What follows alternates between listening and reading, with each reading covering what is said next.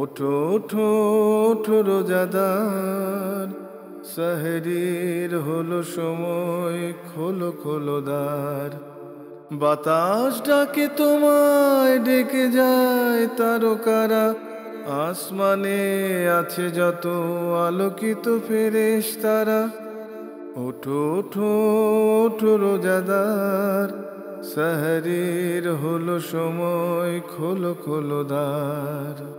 আসসালামু আলাইকুম ওয়া রাহমাতুল্লাহি ওয়া বারাকাতুহু। আলহামদুলিল্লাহি কাফা ওয়া সালামুন আলা ইবাদিহিল্লাযিনা ইসতাফা, আম্মা বা'দ। দূরে এবং কাছে, দেশ ও প্রবাসে যে যেখানে বসে দেখছেন এনটিভির পর্দায় পবিত্র মাহে রমাদানের বিশেষ অনুষ্ঠান বিআরবি বরকতময় সাহারি, powered by BRB hospital limited এবং বিআরবি এমআরএস। প্রিয় দর্শক, আমরা অনুষ্ঠানের শুরুতেই শুনব মহাগ্রন্থ কোরআনুল কারীম থেকে তেলাওয়াত।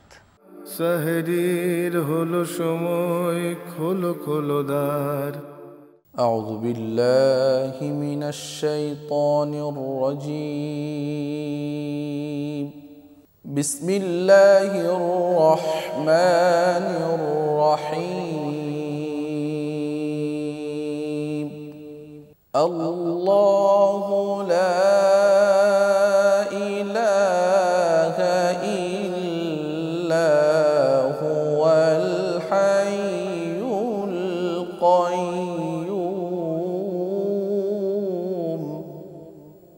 لا تأخذه سنة ولا نوم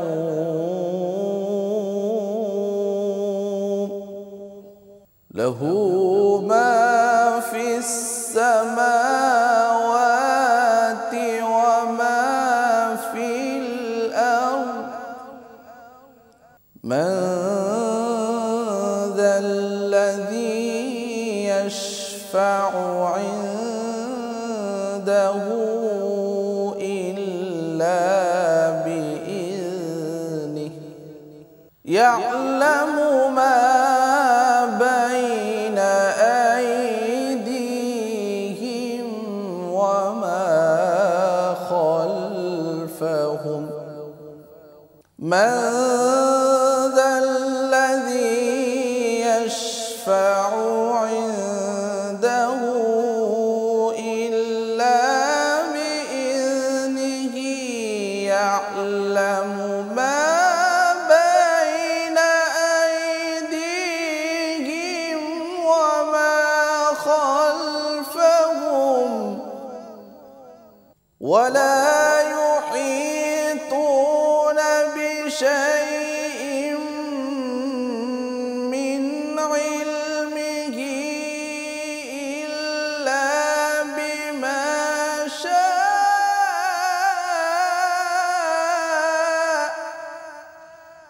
وسع كرسيه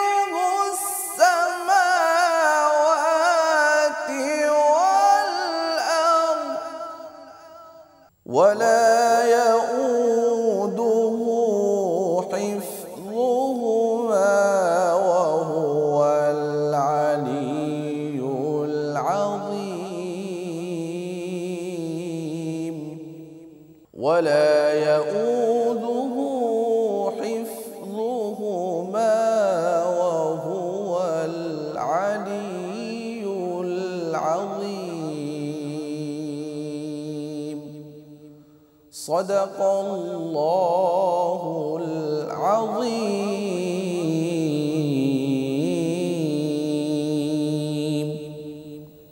দর্শক, আমরা শুনলাম মহাগ্রন্থ কোরআনুল কারীম থেকে তেলাওয়াত। এ পর্বে রয়েছে তেলাওয়াতকৃত আয়াতের তাফসীর। সেহরির হলো সময়, খোলো খোলো দ্বার। আলহামদুলিল্লাহি রাব্বিল আলামিন ওয়াসসালাতু ওয়াসসালামু আলা রাসূলিহিল আমিন ওয়া আলা আলিহি তাইয়্যিবিন ওয়া আসহাবিহি তাহিরিন। সুপ্রিয় দর্শক ও শ্রোতা, দূরের কাছে, দেশের প্রবাসের যিনি যেখান থেকে আজকের এই পবিত্র মাহে রমাদানুল মুবারকে এই তাফসীর অনুষ্ঠানে যোগদান করেছেন বা যোগদান করবেন, সকলকে আমার পক্ষ থেকে মাহে রমাদানুল মুবারকের উষ্ণ অভিনন্দন, মোবারকবাদ জানিয়ে শুরু করছি। সেই সাথে সকলকে অন্তরের অন্তঃস্থল থেকে সালাম আরজ করছি। আসসালামু আলাইকুম ওয়া রাহমাতুল্লাহি ওয়া বারাকাতুহু। সুপ্রিয় দর্শক ও শ্রোতা, আজকের তেলাওয়াতকৃত আয়াতে কারিমা হচ্ছে পবিত্র মহাগ্রন্থ আল কোরআনুল কারীমের সূরাতুল বাকারার 255 নং আয়াতে কারিমা। এখানে একটি মাত্র আয়াতে কারিমা, কিন্তু অনেক লম্বা একটি আয়াত। লম্বা একটি আয়াত আমরা আজকে সংক্ষিপ্ত তাফসীর শুনব। যে আয়াতটাকে বলা হয় আয়াতুল কুরসি। আলহামদুলিল্লাহ, আমাদের সমাজের প্রত্যেকটি নারী পুরুষ, বিশেষ করে যারা নামাজ আদায় করে, সকলেই আয়াতুল কুরসির সাথে পরিচয়। আয়াতুল কুরসি হচ্ছে পবিত্র কোরআনুল কারীমের সর্বশ্রেষ্ঠ আয়াত। আসুন আমরা তর্জমাটা শুনে নেই। আল্লাহ তাআলা বলছেন, আল্লাহু লা ইলাহা ইল্লা হুয়াল হাইয়ুল কাইয়্যুম। আল্লাহ হচ্ছেন তিনি যিনি চিরঞ্জীব এবং যিনি চিরস্থায়ী। লা তাখুযুহু সিনাতুন ওয়ালা নাওম, যাকে তন্দ্রা এবং নিদ্রা স্পর্শই করতে পারে না। লাহু মা ফিস সামাওয়াতি ওয়া মা ফিল আরদ, আসমান এবং জমিনে যা কিছু আছে সব কিছু তার জন্যই, সব কিছু তার কর্তৃত্বাধীন। এরপর আল্লাহ পাক বলছেন, মানজাল্লাযী ইয়াশফাউ ইনদাহু ইল্লা বিইজনিহি, এমন কে আছে যে আল্লাহর অনুমতি ছাড়া, তার অনুমতি ব্যতিরেকে সুপারিশ করতে পারে। ইয়ালামু মা বাইনা আইদিহিম ওয়া মা খালফাহুম, অগ্রে কি আছে পশ্চাতে কি আছে সব কিছু মহান আল্লাহ রব্বুল আলামিন জানেন। শুধুমাত্র তিনিই জানেন, একমাত্র তিনিই জানেন। ইয়ালামু মা বাইনা আইদিহিম ওয়া মা খালফাহুম। এরপর আল্লাহ পাক বলছেন, ওয়ালা ইউহিতুনা বিশাইইন মিন ইলমিহি ইল্লা বিমা শাআ, তার জ্ঞান থেকে কেউ আয়ত্ত করতে পারে না, ইল্লা বিমা শাআ, শুধুমাত্র আল্লাহ যা চান তাই মানুষ আয়ত্ত করতে পারে। এরপর আল্লাহ পাক বলছেন, ওয়াসিআ কুরসিয়্যুহুস সামাওয়াতি ওয়াল আরদ, আল্লাহ পাক বলছেন আল্লাহ পাকের কুরসি আসমান এবং জমিনকে পরিব্যাপ্ত করে আছে, ইহাতা করে আছে, পরিবেষ্টন করে আছে। ওয়ালা ইয়াউদুহু হিফযুহুমা ওয়া হুয়াল আলিয়্যুল আযীম, আল্লাহ পাক বলেছেন এই আসমান এবং জমিন তিনি ছাড়া কেউ পরিবেষ্টন করতে পারে না, তিনি ছাড়া কেউ হেফাজত করতে পারে না।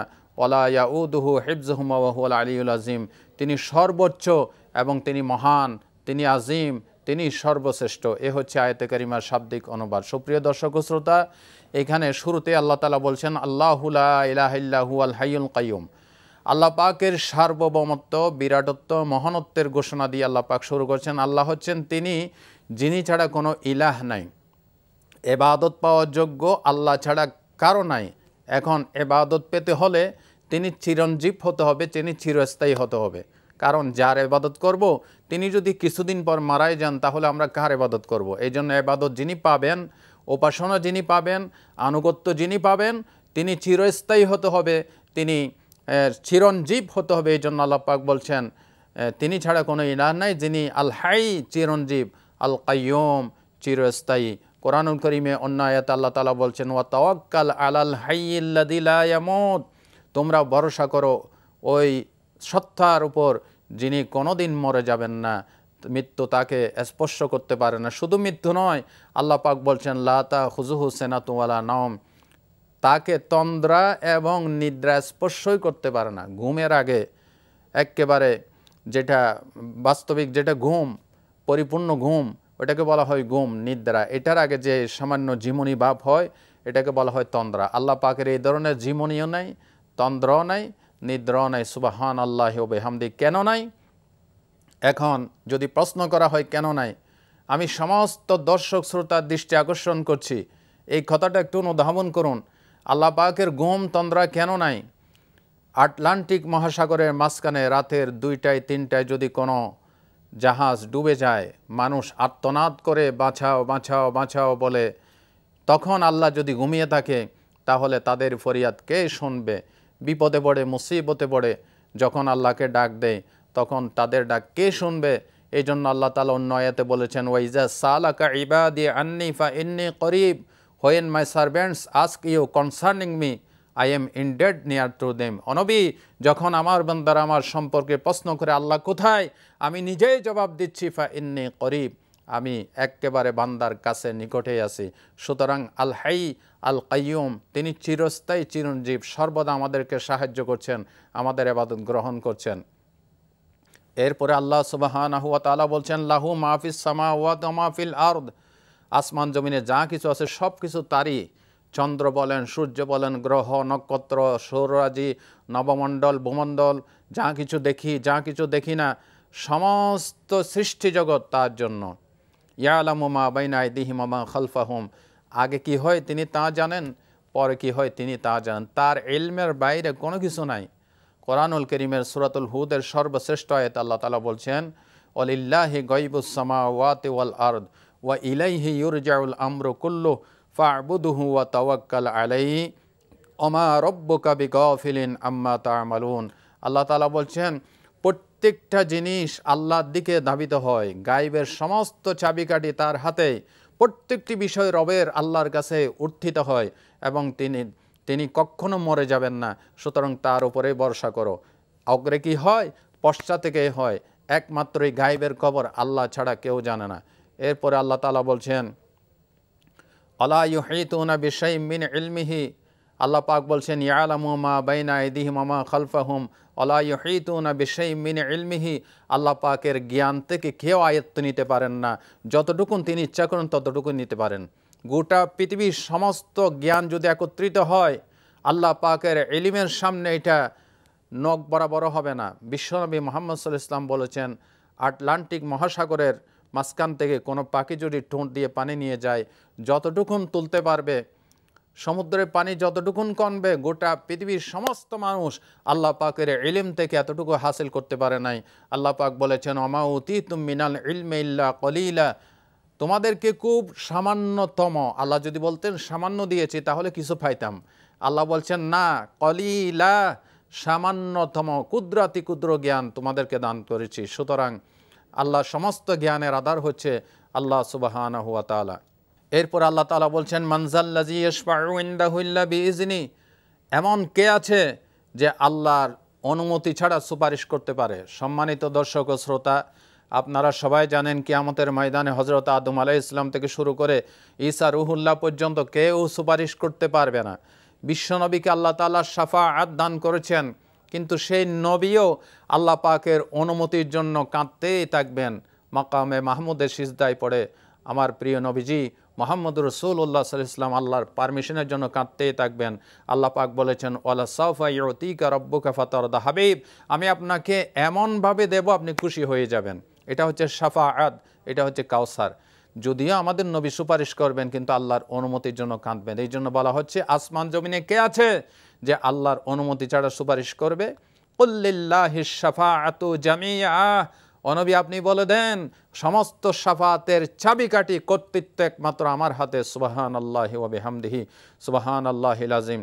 এরপর আল্লাহ পাক বলছেন, মানজাল্লাযী ইয়াশফাউ ইনদাহু ইল্লা বিইজনি ইয়ালামু মা বাইনা আইদিহিম ওয়া মা খালফাহুম ওয়ালা ইউহিতুনা বিশাইইম মিন ইলমিহি ইল্লা বিমা শাআ ওয়াসিআ কুরসিয়্যুহুস সামাওয়াতি ওয়াল আরদ, আসমান জমিনের সমস্ত কিছুকে আল্লাহ পাকের কুরসি পরিবেষ্টন করে আছে।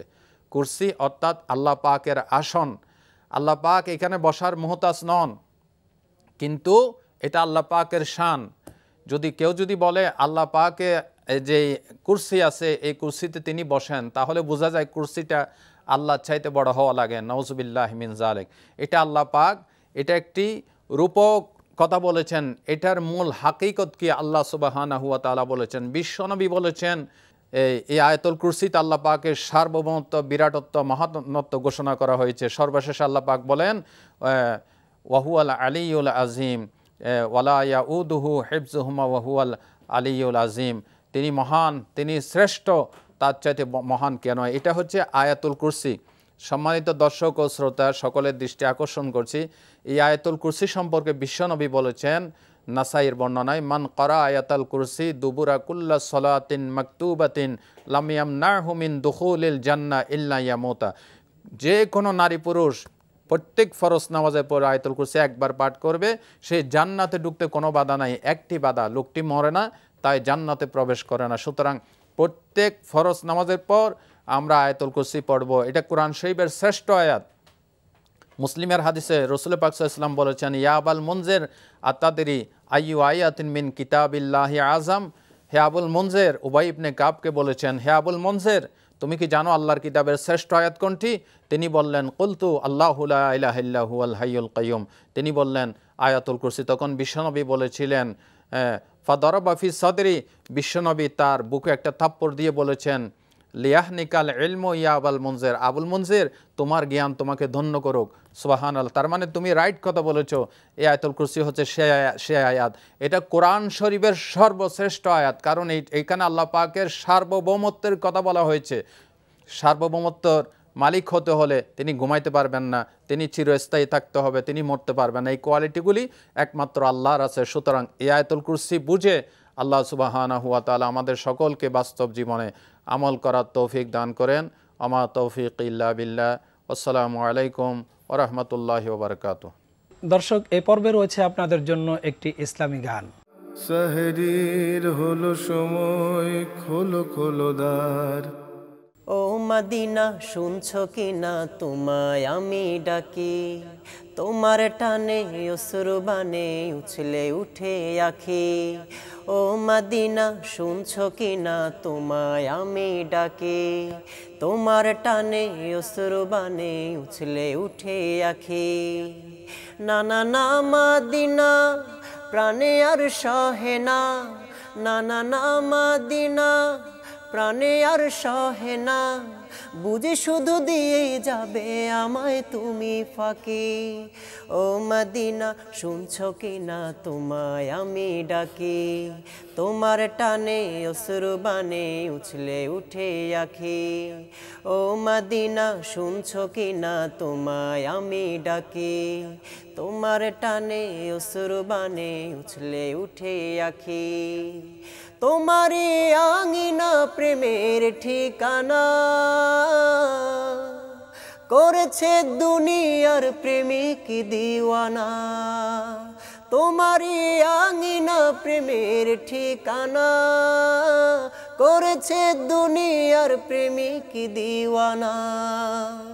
তোমার ওই সবুজ মিনার সবুজ মায়ায়, তোমার ওই সবুজ মিনার সবুজ মায়ায় শীতল হতে কি ব্যাকুল থাকি।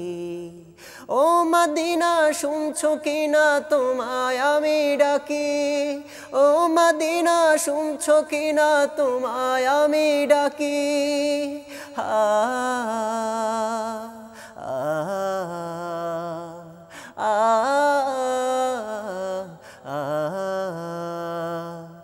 আমারি কিসমতে তোমায় দেখে কি, পিপাসা মেটাবে আমার দু আখি। আমারি কিসমতে তোমায় দেখে কি, পিপাসা মেটাবে আমার দু আখি। নবীজির রওজা পাকের মোহন মায়ায়, নবীজির রওজা পাকের মোহন মায়ায় প্রেমের সালাম পৌঁছাতে বাকি। ও মদিনা শুনছো কিনা তোমায় আমি ডাকি, ও মদিনা শুনছো কিনা তোমায় আমি ডাকি। ও মদিনা শুনছো কিনা তোমায় আমি ডাকি। সাহরির হলো সময়, খোলো খোলো দ্বার। আর আজকের আলোচনার বিষয় হচ্ছে রমাদানে পারিবারিক ব্যবস্থাপনা। আসলে পরিবার থেকেই ইসলাম শুরু হয়। বাল্যকাল থেকে, শিশুকাল থেকে ইসলাম প্রতিপালন করতে হয় এবং আস্তে আস্তে করে কৈশোরে যেতে হয়, যৌবনে যেতে হয়। পরিবার থেকেই সমাজ, সমাজ থেকেই রাষ্ট্র। এই জন্য পরিবার থেকেই রমাদান মাসের থেকেই একটা পরিকল্পনা নেওয়া উচিত যে রমাদান মাসকে আমরা কিভাবে পরিবারকে কাটাবো, পরিবার কিভাবে রমাদান মাস কাটাবে, সেই পরিকল্পনাটা অবশ্যই থাকা উচিত। আর এই বিষয়ের উপরে আজকে আমরা আলোচনা করব। আলোচনার জন্য আমরা স্টুডিওতে বিশেষ দুজন আলেমে দ্বীনকে আমন্ত্রণ জানিয়েছি। আসুন আপনাদেরকে প্রথমেই আমাদের মেহমানদের সাথে পরিচয় করিয়ে দিচ্ছি। প্রথমেই রয়েছেন বিশিষ্ট ইসলামী চিন্তাবিদ, প্রখ্যাত আলেমে দ্বীন জনাব মাওলানা মুফতি শায়েখ মোহাম্মদ ওসমান গনি, সহকারী অধ্যাপক আহসানিয়া ইনস্টিটিউট, ঢাকা।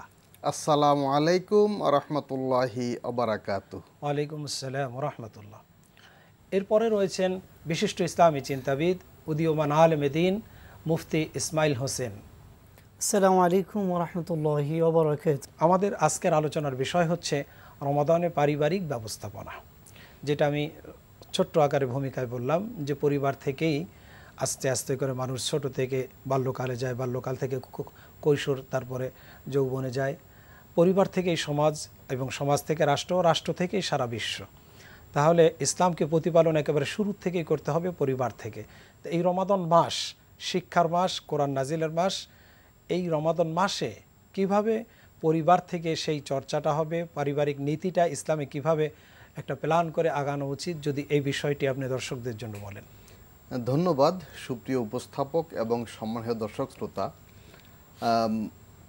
মানব সভ্যতায় পরিবার হইল মূল প্রতিষ্ঠান, এবং প্রথম পরিবার বাবা আদম এবং মা হাওয়া আলাইহিসসালাম এবং তাদের সন্তানদের মাধ্যমে আল্লাহ তাআলা পৃথিবীকে এই মানব সভ্যতার বিকাশ ঘটিয়েছেন।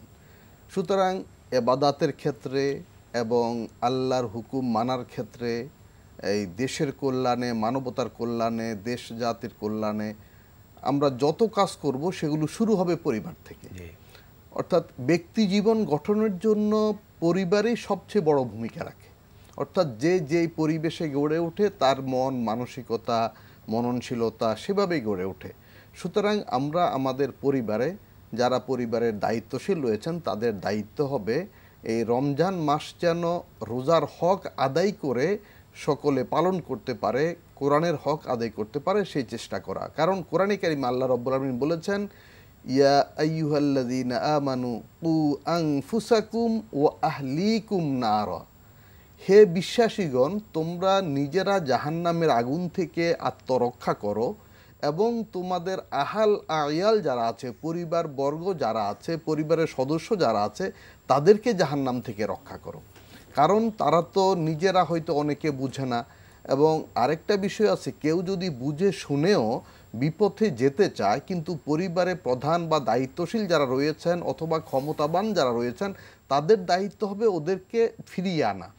এবং এই পরিবার বলতে পরিবারের দুইটি আইডিয়া, একটি হলো আমাদের স্বামী স্ত্রী মা বাবা ভাই বোন সন্তান নিয়ে যে পরিবার, এটি হলো ক্ষুদ্র পরিসর পরিবার। কিন্তু ব্যক্তির পরিবার হলো যার যতটুকু ক্ষমতা তার ততটুকু বড় পরিবার। প্রিয় নবীজি সাল্লাল্লাহু আলাইহি ওয়াসাল্লাম সুন্দর বলেছেন, কুল্লু মুমিনিন তাকিয়্যিন নাকিয়্যিন আলী, সকল বিশ্বাসী ইমানদার লোকেরা আমার পরিবারের সদস্য। এবং অন্য হাদিসে রয়েছে আল খালকু ইয়ালুল্লাহ, পুরো সৃষ্টি আল্লাহর পরিবার। সুতরাং একজন সাধারণ মানুষ তার পরিবার হলো তার স্ত্রী সন্তান মা বাবা ভাই বোন ইত্যাদি, কিন্তু একজন একটা ফ্যাক্টরির মালিক কারখানার মালিক তার পরিবার সকল কর্মী সকল কর্মচারী যারা রয়েছেন, এবং একজন চেয়ারম্যান। এটা মনে হয় আমরা অনেক সময় কর্পোরেট লেভেলে শুনিও, কর্পোরেট লেভেলে যারা মালিক তারা বলে যে এটা আমাদের পরিবার। জি, এবং একজন মেম্বার চেয়ারম্যান তার জনগণ জনপ্রতিনিধি যারা ওই জনগণ তাদের পরিবার। একজন ডিসি তার ওই ডিস্ট্রিক্টের সকল সদস্য তার পরিবার। একজন মন্ত্রী এমপি এবং এমনকি রাষ্ট্রপ্রধান পুরো দেশ এর সকল জনগণ তার পরিবার। সুতরাং প্রত্যেকে এইভাবে চিন্তা করতে হবে যেন আমার পরিবারের সদস্যরা রমজানের হক আদায় করতে পারে, রমজানের যে উদ্দেশ্য আত্মশুদ্ধি সেটি অর্জন করতে পারে, যেটি সূরা বাকারায়ের 183 নম্বর আয়াতে বলা হয়েছে, ইয়া আইয়ুহাল্লাযীনা আমানু কুতিবা আলাইকুমুস সিয়াম কামা কুতিবা আলাল্লাযীনা মিন ক্বাবলিকুম লাআল্লাকুম তাত্তাকুন। হে বিশ্বাসীগণ তোমাদের জন্য সিয়াম বা রোজা ফরজ করা হয়েছে যেমন পূর্ববর্তী উম্মতদের উপর এটি ফরজ ছিল যাতে তোমরা তাকওয়া অর্জন করো। সুতরাং তাকওয়ার সমাজ প্রতিষ্ঠার জন্য একেবারে ছোট পরিবার থেকে বড় পরিবার, অর্থাৎ আমার আপনার ব্যক্তি পরিবার থেকে সামাজিক পরিবার, রাষ্ট্রীয় পরিবার, সকল অভিভাবক দায়িত্বশীলরা তার পরিবারে মানে তার অধীনস্থ বা যাদের উপরে তার প্রভাব রয়েছে, ক্ষমতা রয়েছে, দায়িত্ব রয়েছে, সকলকে ইবাদতে সহযোগিতা করা এবং ভালোর দিকে আনার জন্য চেষ্টা করা।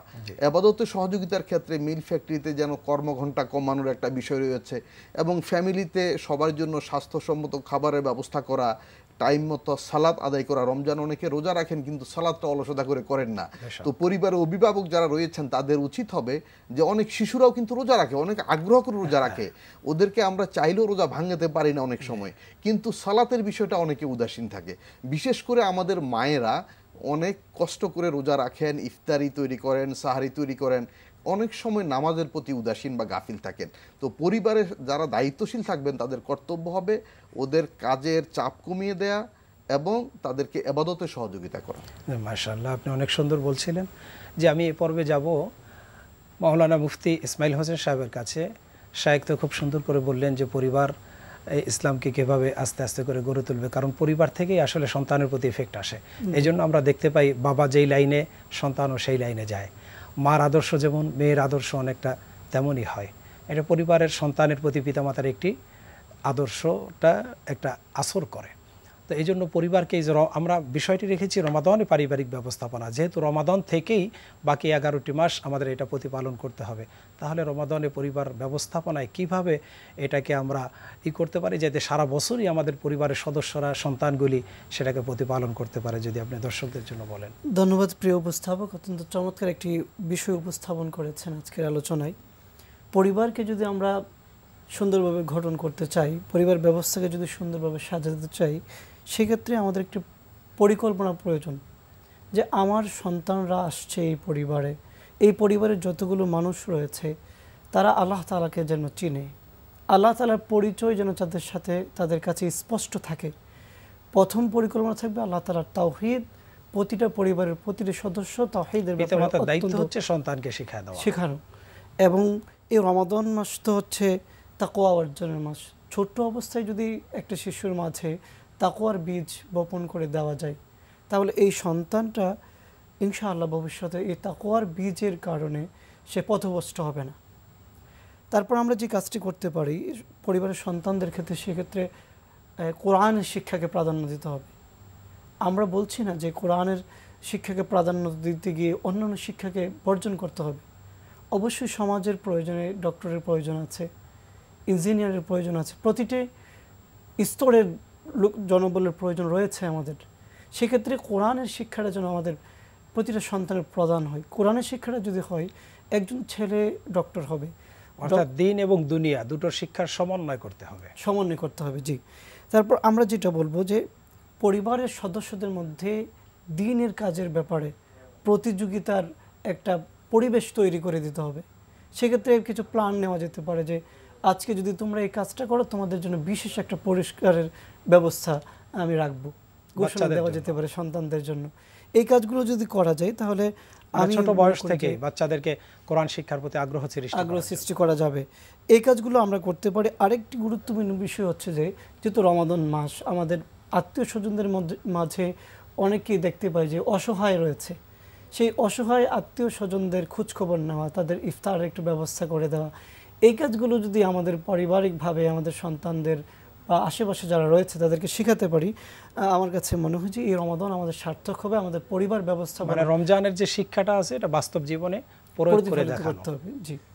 আরেকটা গুরুত্বপূর্ণ বিষয় হচ্ছে রমাদান মাস হচ্ছে মূলত পাপ বর্জনের মাস, মিথ্যা বর্জনের মাস। রাসূল করিম সাল্লাল্লাহু আলাইহি ওয়াসাল্লাম এই বিষয়টি আমাদেরকে স্পষ্ট করেছেন। বুখারীর 1903 নম্বর হাদিসে আমরা এই বিষয়টি জানতে পারি। আল্লাহ নবী সাল্লাল্লাহু আলাইহি ওয়াসাল্লাম বলেছেন, কেউ যদি রমাদান মাসে রোজা রাখার পর মিথ্যা বর্জন করতে পারলো না, মিথ্যা কাজ বর্জন করতে পারলো না, আল্লাহ তাআলার কাছে তো এই রোজা গ্রহণযোগ্য হবে না।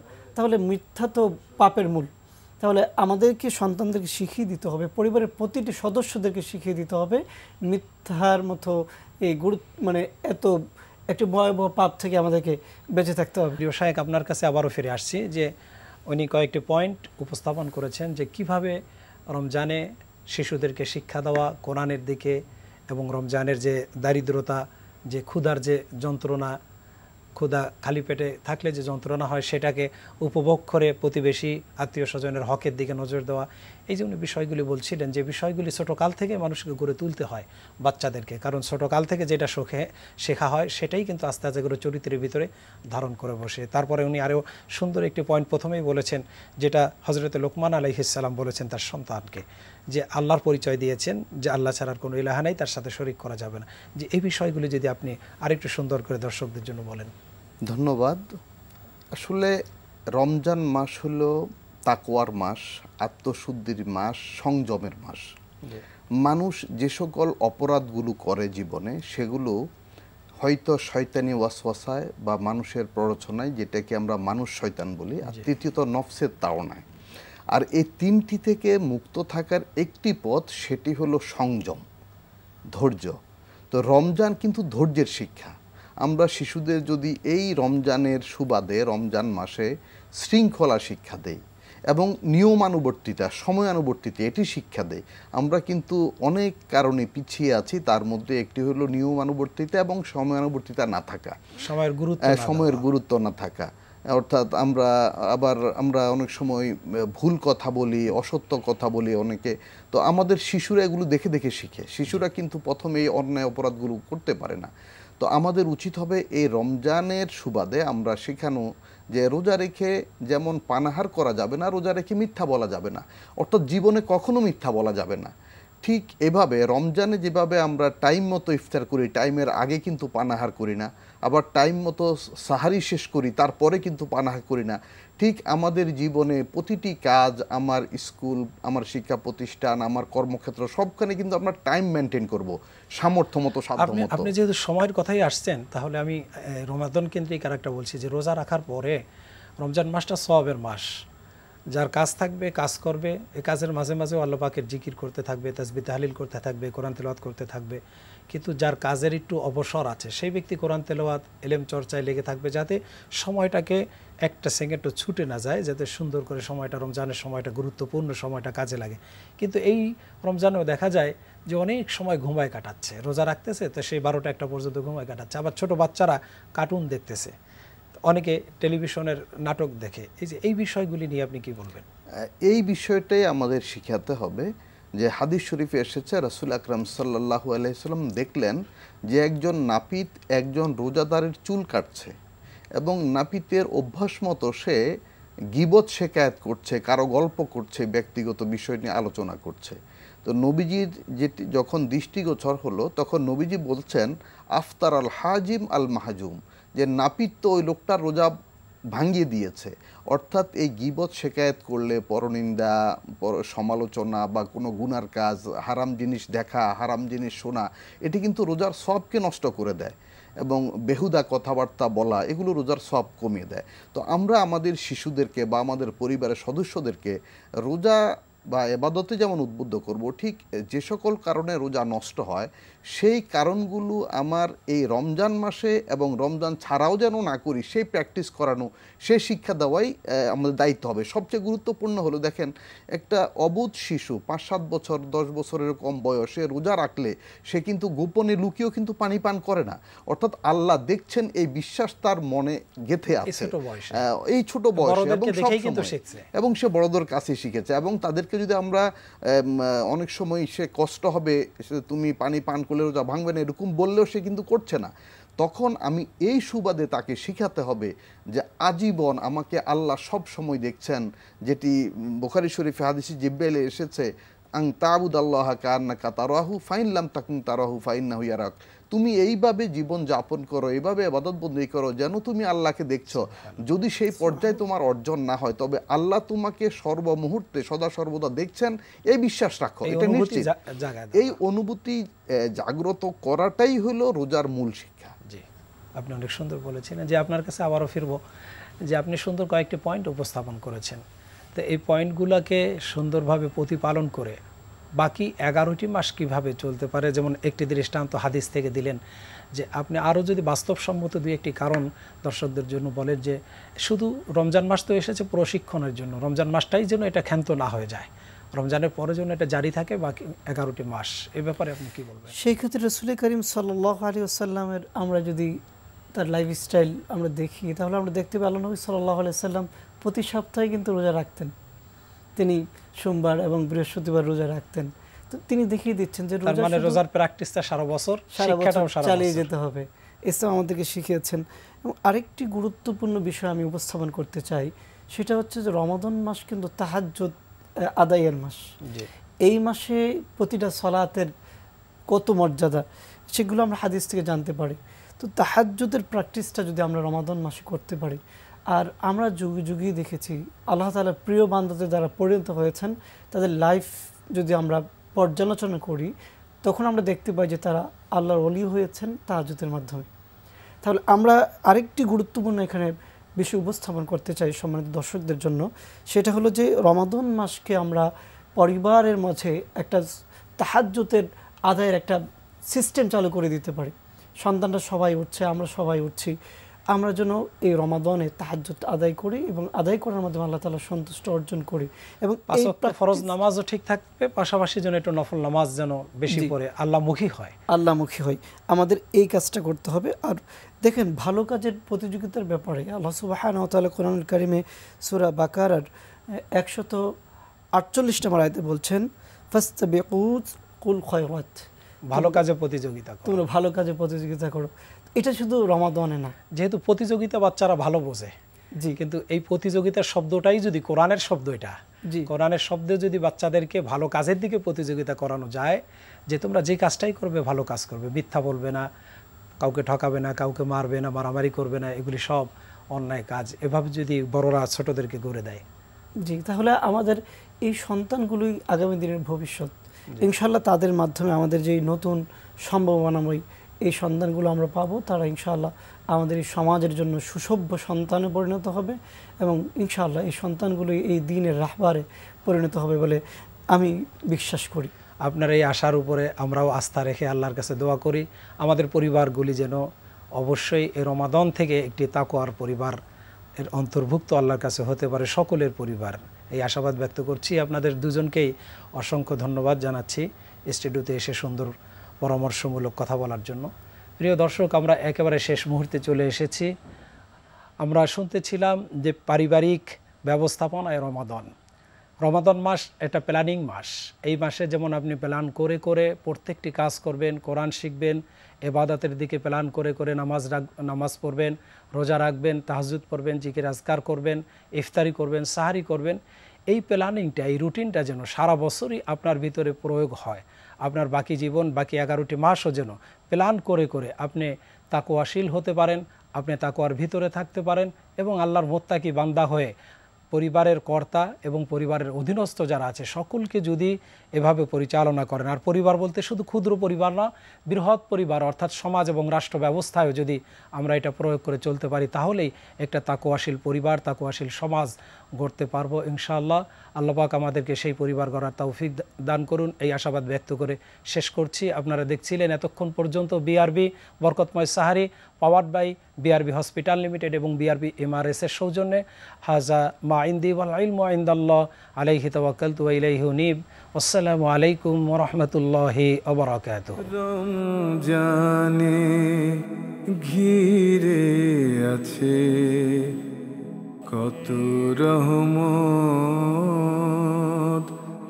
আছে কদরের রাত বরণে আমার, ওঠো রোজাদার পড়ো কোরআন।